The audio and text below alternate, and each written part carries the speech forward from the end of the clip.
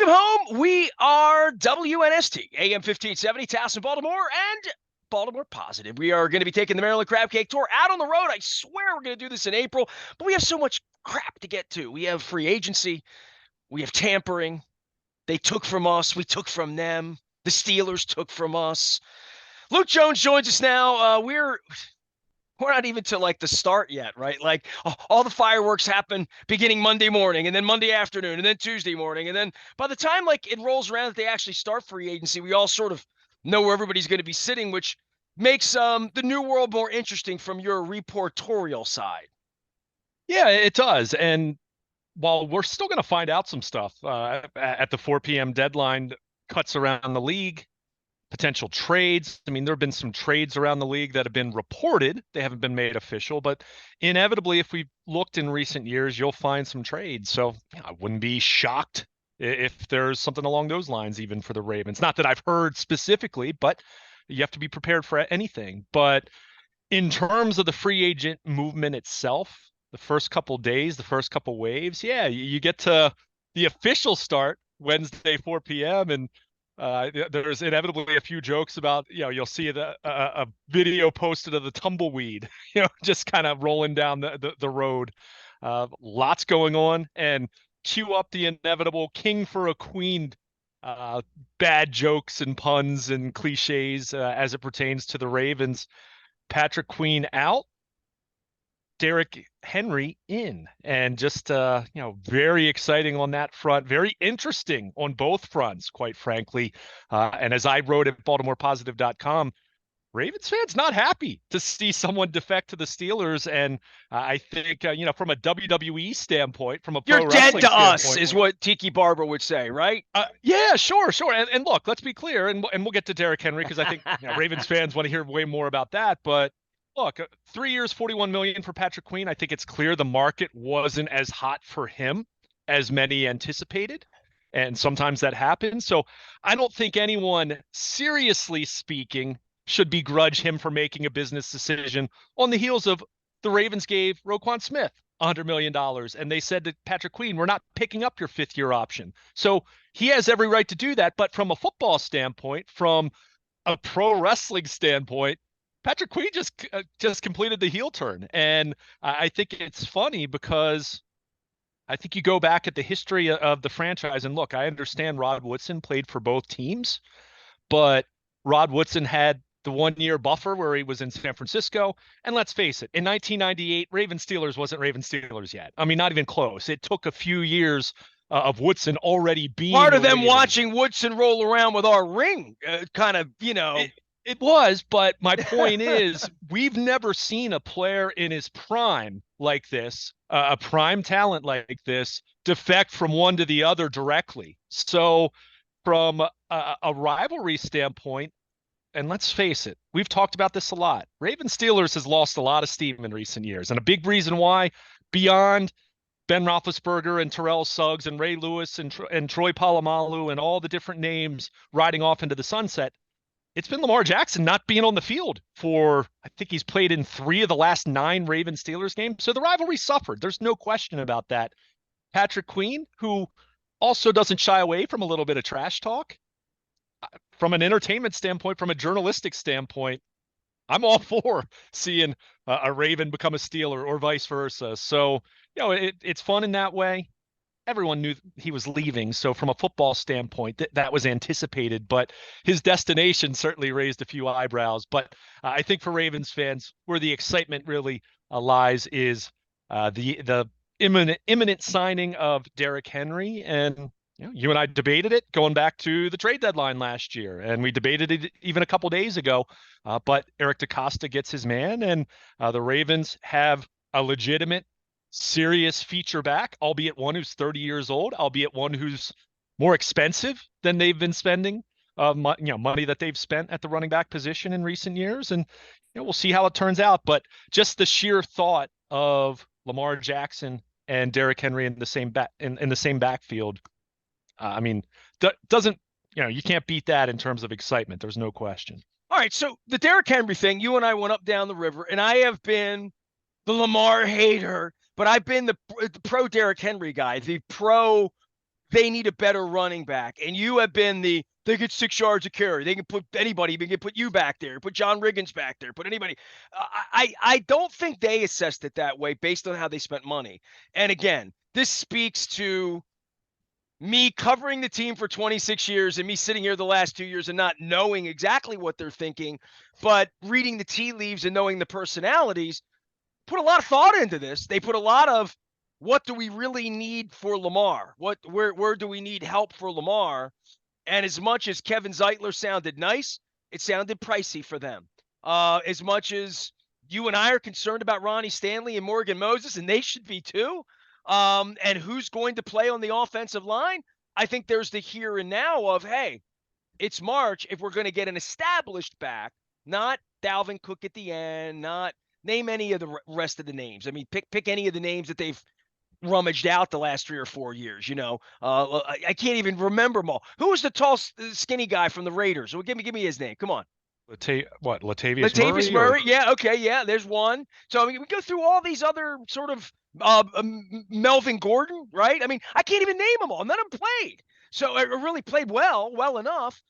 Derrick Henry to me is different, but to some of the statniks like yourself, that this has been panned by some. Why would you pan it? Why would anyone pan it, Luke?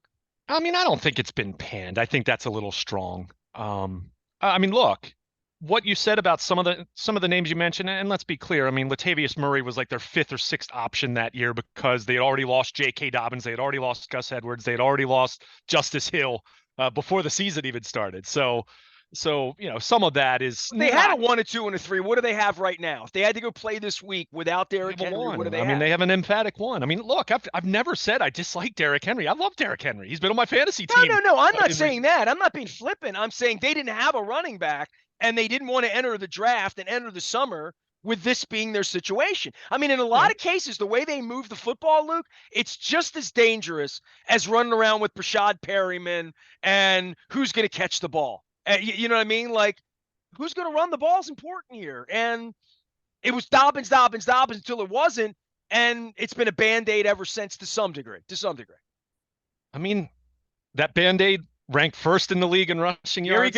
Here he goes. I knew I'd wind you up today. Well, look, you want me to ask, and I mean, if you just want me to say I love it, Derrick Henry, Super Bowl. I don't want you to say you love it because I know you don't. Yeah, I don't, but I don't hate it either. Let me be clear about this.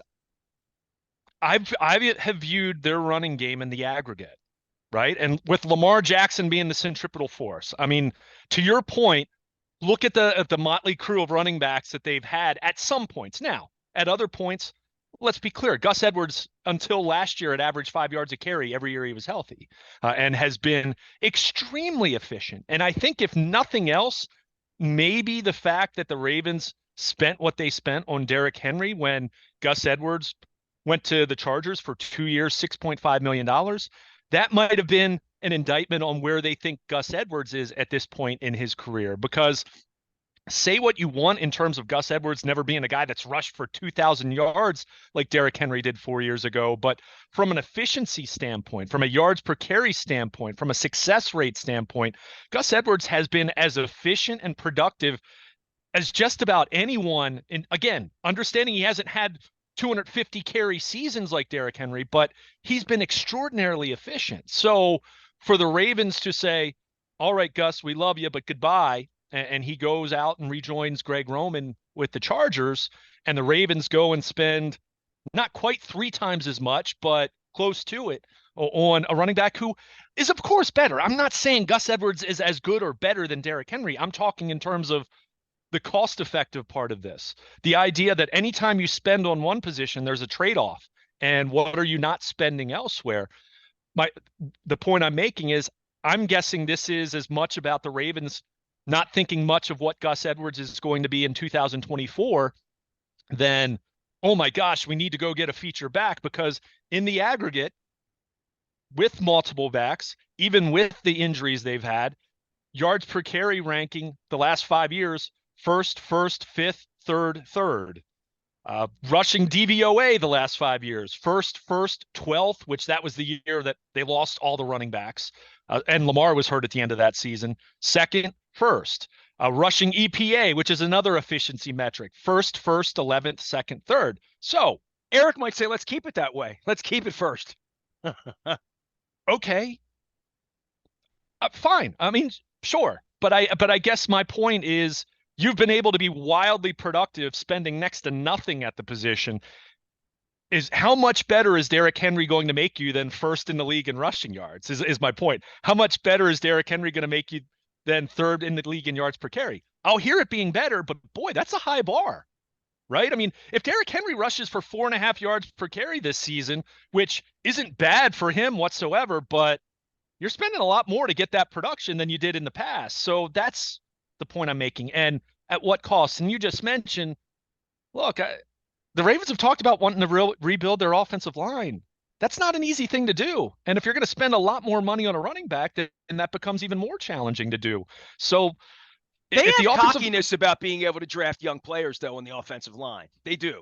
Even though it hasn't been successful lately, every year they were losing one for a while. But to your point, they don't have anything they can play with right now, other than the veteran guys that they have on the bookends, right? Like, and the guard thing is still very much. You don't know if Ben Cleveland can play. I mean, really. Yeah. Well, and let's not overlook Tyler Linderbaum as a Pro Bowl center. He's great. I mean, he's the anchor. Great. I mean, he's really the anchor. It's not Ronnie Stanley and Morgan Moses at this point. It's Tyler Linderbaum. I mean, you talk about playing on the cheap. How about that? Yeah, right. They have one spot where you're not worried whatsoever. There's no question whatsoever on the offensive line. And that's not to say that Stanley and Moses aren't going to be back, but at the very least, there's questions. Well, 2 years from now, he's going to be a $12 million, $15 million center. So again, look, as I just said, I love Derrick Henry, and I'm looking forward to this, and I think it's going to be fun. Do I think this makes the Ravens dramatically better? And that's the big key here, because you're spending dramatically more money at the running back position relative to what you were doing. Do I think this makes them dramatically better? I'll tell you where it matters for me. What's Derrick Henry going to look like in January? He's 30 years old as it is, and this is where I think it's going to be interesting for them, because you have this feature back. I think it's going to be critically important for them over the course of a 17-game season to lighten this guy's workload from where it's been the last few years, with the thought in mind of wanting him to be at his absolute best come January, because nothing has changed on that front from where we were talking about this team a week ago or a month ago, on the heels of losing in the AFC Championship game. Everything they do is judged on January at this point. So Derrick Henry can come in and rush for 1,500 yards or 5 yards per carry, but how does it change their fate in January? That's ultimately going to decide how successful this move truly is, because there is a trade-off to spending more on a running back when you have needs on the offensive line, when you have needs at edge rusher, when you have needs with Ronald Darby going off to Jacksonville, you need another corner to back up Marlon Humphrey, who's been injured.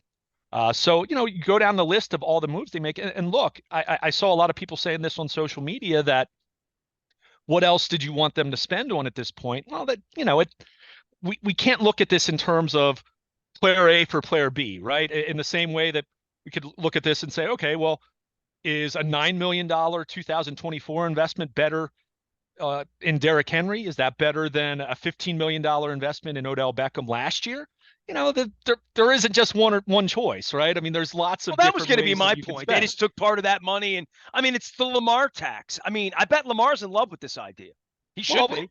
It was the Lamar tax last year, though. He wanted Odell Beckham. I mean, that's the dude. You give the kid a $250 million, like you let him do what he wants. I mean, it's his team now. If he wants a running back and he's in there saying, I don't want to play with Gus Edwards being older. I want the king. Bring the king in here. Last year we had Odell Beckham. Bring me the king. I do think there's a point here where they soothe Lamar. I mean, come on, dude. I mean, we called it a $13 million tax last year for a washed-up wide receiver. I don't think Derrick Henry's washed up, and I do think they look better getting off the bus. And I agree with you 100%. I don't think they have any intention of running him 26 times a game. I don't. But I do think this. If they're in Cleveland in week 3 and they're up 30-17, he's going to get the ball the last 8 minutes of the game like Gus did, and that's going to be more of his game. They want Lamar to throw the ball, right? I mean, they really do. Yeah. Run less and not be the guy running the ball in the last 8 minutes of the game because they can't figure out any other way to do it. Or especially when they get behind by 3 points and wet themselves, and he runs right, he runs left. it's razzle dazzle. Sometimes it's going into the phone booth. I mean, it's worked. But when they get behind, it's different. I think he's here to make sure they don't get behind. Um, they weren't behind much last year, so I mean, Oh, we'll see. fourth and 1.5 from the 44-yard line.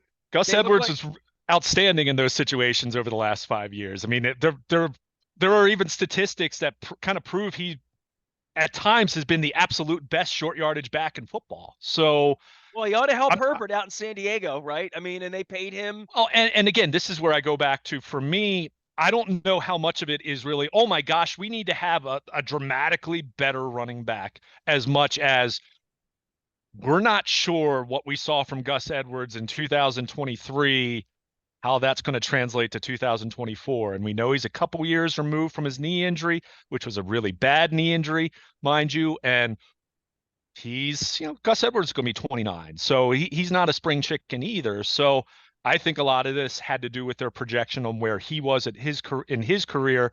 And, Derrick Henry, look, he's 30 years old. He has over 2,000 carries in the NFL.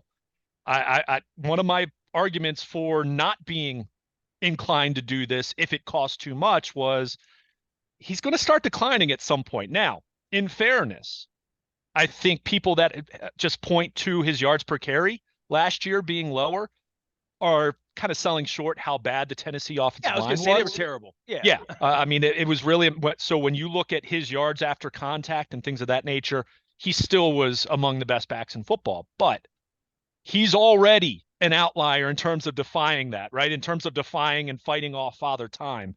For him to be 30 years old, for him to have as many carries under his belt and to still be that productive, that's the worm's going to turn at some point. Now, I am not saying it's going to be this year, and I'm not saying that this move won't work out. And like I said, I love the player, but you're spending markedly more for this running back than you've spent on a running back. Even go back, it's been 5 years since they signed Mark Ingram to what? 3 years, 15 million. So even taking into account the growth of the salary cap, you're still spending more, relatively I speaking. still think they So love him getting off the bus in Buffalo in an AFC championship game or maybe, Kansas City or Cincinnati or whatever, just having a dude. I mean, like and you and I are going to be on the other. This is going to be a fun season where you've been defecating upon me on the Lamar thing. See, he's the MVP. And I never said he couldn't be. I just said he can get hurt and he shouldn't be running into linebackers that from the beginning. So they got another guy to keep him from running into linebackers as he gets older and more expensive. And I just sense that you think they spent too much money. And I think you wisely sense that who's going to be blocking for him? Like who's our left tackle? Who's our right tackle? Who are our guards? What are we doing there? And and then there's the whole Pat Ricard and what is their running back situation? Is it just Derrick Henry and we're gonna yeah. come 1 and 10? There's gonna have to be more in their offense. And Keaton Mitchell's not a part of this, and obviously Gus isn't a part of this. Dobbins won't be a part of this. All the names we know. This is where they do go into the draft and get somebody at 60 or at 90 who's a, dare I say, Ray Rice. I always compare it to Ray Rice because he was the best back they ever really drafted who did all of those things. It would be a compliment, like an Ecklery kind of guy to go along with Derrick Henry. I think that's probably what they have in their mind's eye. Well, I mean, keep in mind, Keaton Mitchell's still around. It's just going to be a question of when is he back, right? I mean, he suffered an ACL injury in mid-December. It would be very ambitious to think he's going to be around for September, but he could be back by October or November. That's not unheard of in terms of under a year for an ACL, but certainly week one, even if things are going really well, how the Ravens have generally proceeded, and you look at how they handled Gus Edwards and J.K. Dobbins a couple years ago, coming back from the ACL.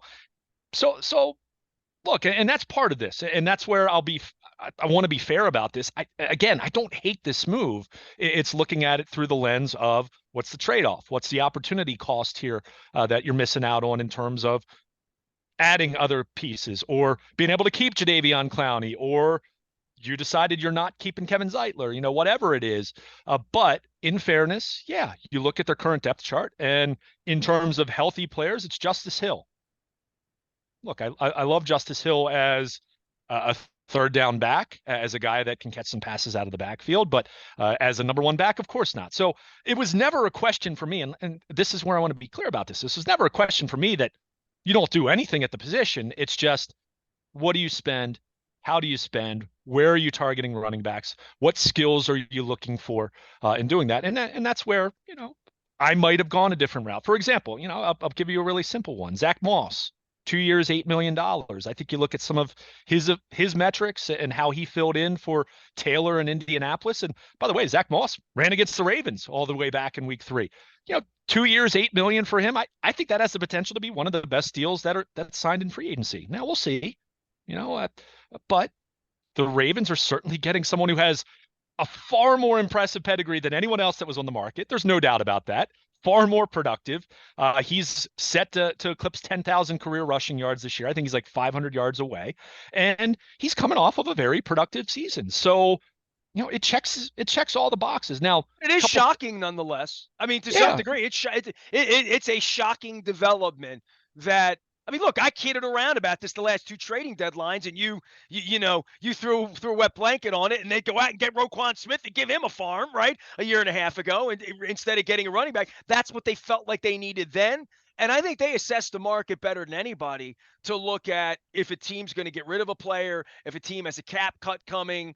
They knew Roquan Smith could be available long before he was, and they knew that they were going to act if he was, and they made it happen, right? Like, behind closed doors in the middle of the season, they're astute. And that's why when they make moves like this, despite the Odell Beckham thing last year, that was, almost on the record to pacify and to lure Lamar Jackson here. Things happened sort of bang, bang that week that it happened when we spent 8 months talking about it not happening. This is more, there was rumblings at the trading deadline about this, and I told you, and I said, they get him, they're going to win the Super Bowl. Like, no one wants to tackle that guy in the fourth quarter on a cold day. So, and they didn't, but Eric obviously still listens to the show. I mean, I appreciate that, and doesn't take your best advice. But in all sincerity, they put big numbers and big machines and big science and data into this. They love something about Derrick Henry because they went out early, tampering time, paid him more than any of the other run. They could have had Josh Jacobs. They could have had any of these guys. They could have had any of these guys at that, to your point, at that price, pick your running back. Have the one you want. They picked the one they wanted. Well, Saquon Barkley and, some of the guys you mentioned got more money than Derrick Henry. Let's be clear about that. Let's be fair about that. And they are younger, but look, a lot of this, that's why I keep coming back to this. It's not about Derrick Henry. Philosophically, I'm not in the camp of paying running backs. I'm just not. And I think there's plenty of numbers over the last 5 years that supports that when Lamar Jackson's your quarterback, that you can stick anyone back there and be really productive. Is Derrick Henry a better feature back than any of the guys they've had? Yeah, of course. He's going to the Hall of Fame. Like, I'm not sitting here being dismissive of him.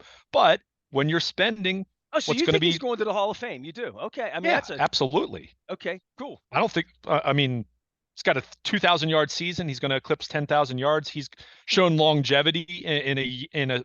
Now, that doesn't mean he's going to be a first ballot guy, right? Necessarily, but I don't think he's thought like that yet. I think he needs to win some games. You know what I mean? Like, listen, Walter Payton never won, right?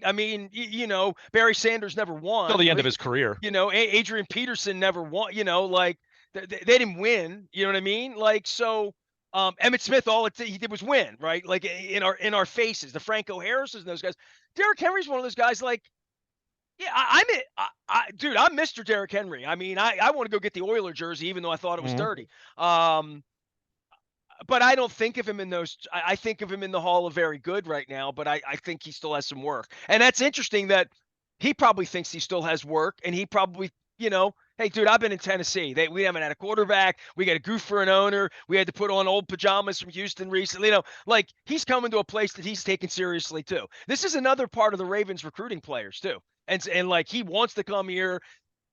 He's coming. He's already rich. You know what I mean? He's here to win. And I love that part about it because he runs angry. That's fun. Yeah, and when I say Hall of Fame, he's on that path, is what I'm saying. I don't think if he quits today that he's a lock or anything like that. I think that's a different discussion. So yeah, this is a great opportunity for him in that way. But At the same time, I'll continue to go back to the passing game over the last decade.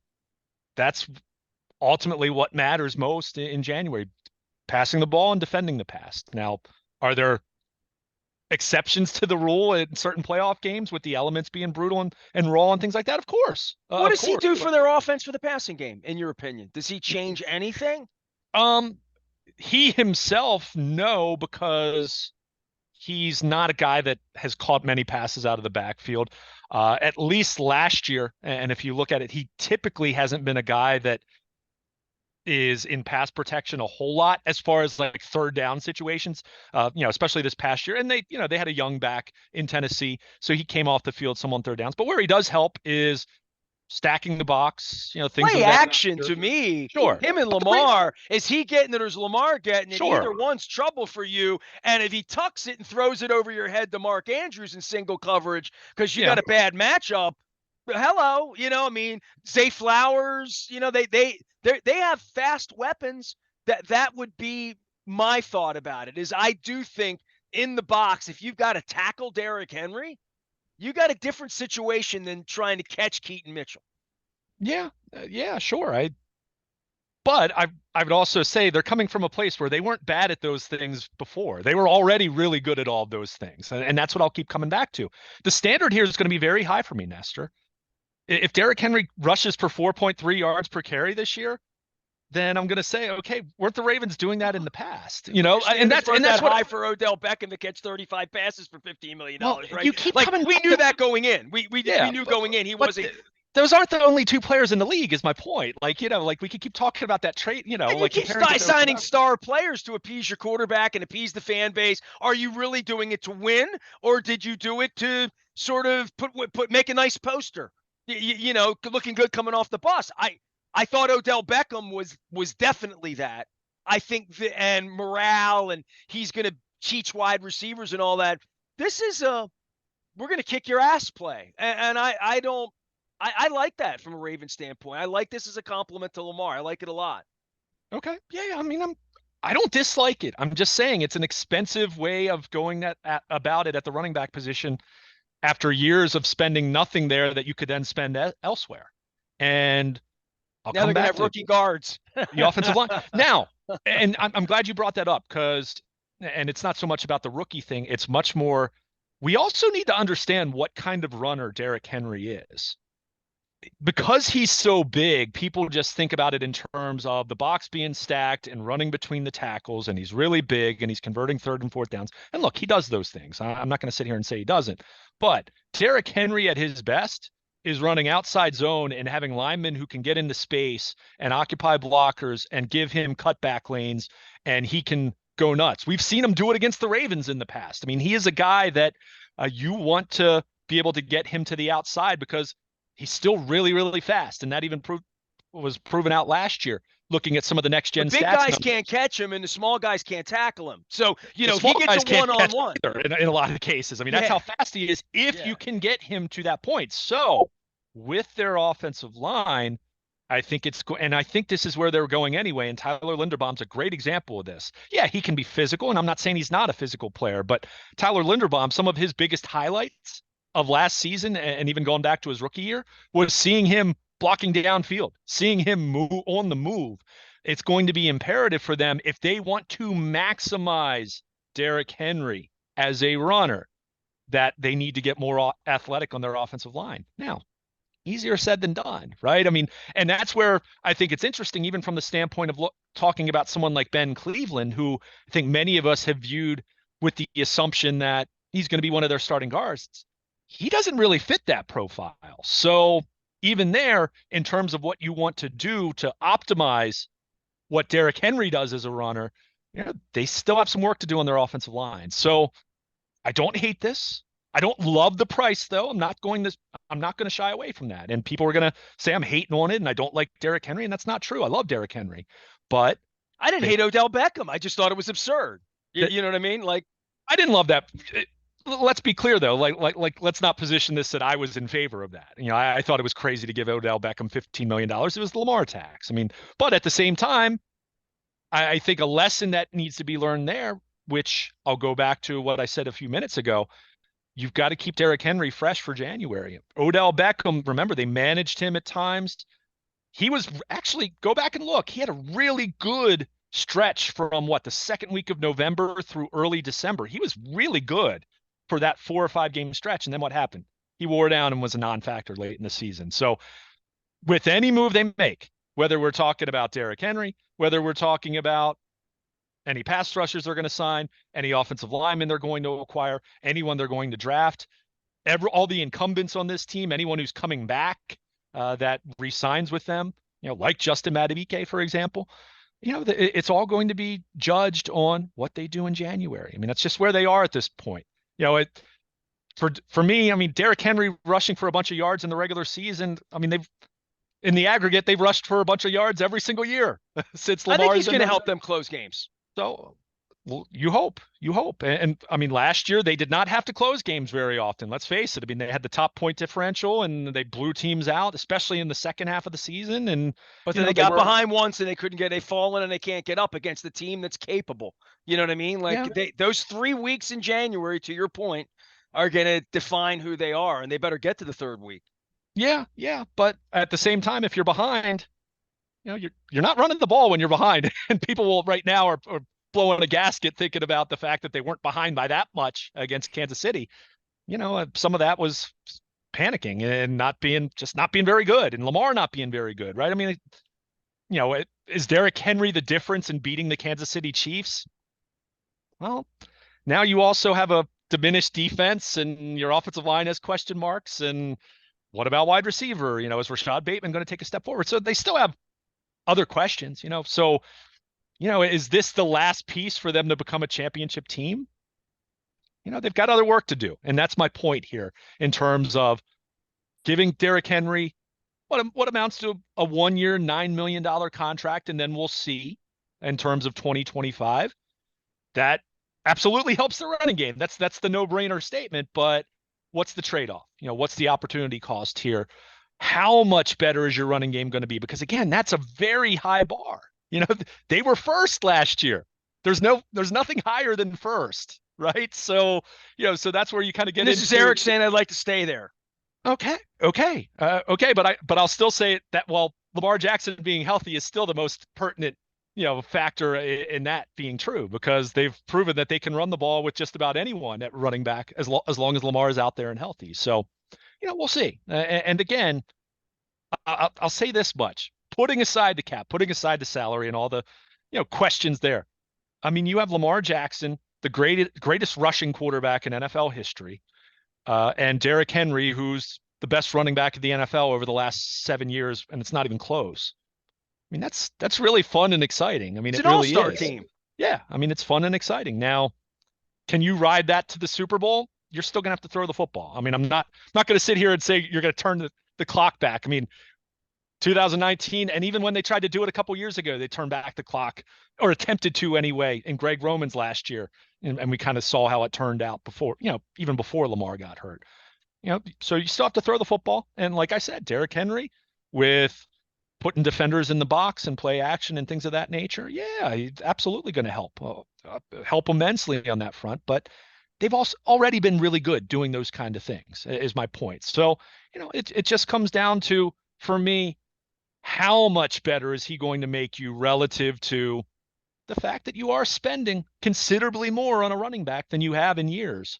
And again, I'll continue to look at it in the aggregate, because ultimately it's not about having a name at running back. It's about how productive you're going to be. And they've been very productive, even without a higher priced running back like Derrick Henry in recent years. So that's a high bar is my point. I mean, if you're telling me he's worth it, then Derrick Henry should be rushing for 5+ yards a carry next year. And their running game should be 2019 like, which is kind of historic, but we'll see how it plays out. So, and we'll see if he fights off Father Time another year. He's done a heck of a job doing that at this point. I mean, I think back to, 2021, when he had his foot injury and missed time. And there are a lot of people at that point who figured, okay, this is the end for Derrick Henry. We're going to see him really start falling off a cliff.